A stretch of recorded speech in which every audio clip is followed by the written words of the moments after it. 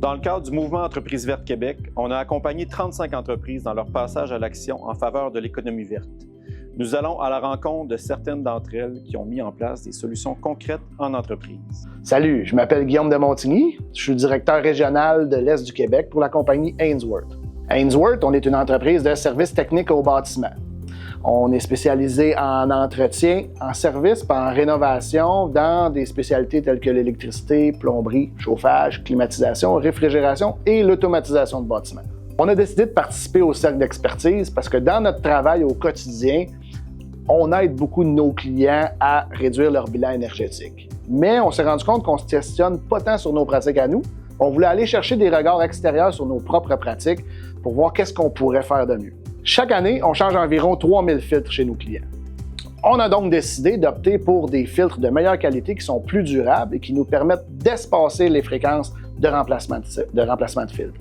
Le résultat immédiat pour nous, c'est qu'on a 50% moins de déchets juste en faisant cette initiative-là. De plus, on peut utiliser le temps de nos techniciens qui étaient affairés à changer des filtres et à gérer naturellement les déchets qui allaient avec. On peut utiliser ce temps-là à faire des activités qui ont une meilleure valeur pour nos clients et pour nous autres. Également, en mettant en place des initiatives durables comme ça améliore l'image de marque de l'entreprise.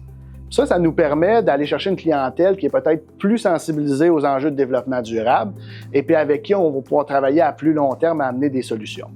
Il ne faut pas oublier non plus l'attractivité de la main-d'œuvre. Dans le marché du travail, la nouvelle génération d'aujourd'hui sont très sensibilisés à ces enjeux-là et puis ils vont vouloir travailler avec des entreprises qui ont les mêmes valeurs qu'eux. Puis ça, au final, je pense qu'on est tous gagnants, nous en tant qu'employeurs et puis pour nos clients aussi, on les amène une plus belle valeur en travaillant comme ça. Les filtres, on voyait ça déjà depuis quelques années, mais sans vraiment vouloir rentrer en action là-dessus. Quand on a eu le regard extérieur de d'autres entreprises et de d'autres personnes présentes au cercle, ça nous a permis de confirmer que c'était bel et bien un enjeu qui valait la peine de s'attaquer. Je pense que les cercles, ça a été un motivateur important également là-dedans. Les échanges au cercle, ça nous a permis d'avoir d'autres idées pour aller encore plus loin.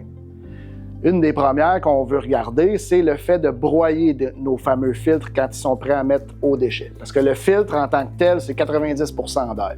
Si on est capable de broyer ça pour avoir un plus petit volume, ça va être beaucoup plus facile de soit se débarrasser de ces déchets-là à la source, ou quand on va les transporter pour s'en débarrasser ici, on va avoir un moins grand volume à traiter. Également, l'entreprise, dans son ensemble, a un plan de modernisation de la flotte de véhicules de service. Donc, graduellement, il y a un remplacement qui va se faire vers des véhicules hybrides et des véhicules électriques. Moi, je suis un grand amateur de la nature. Et je trouve que la planète mérite vraiment qu'on la traite beaucoup mieux qu'on la traite en ce moment.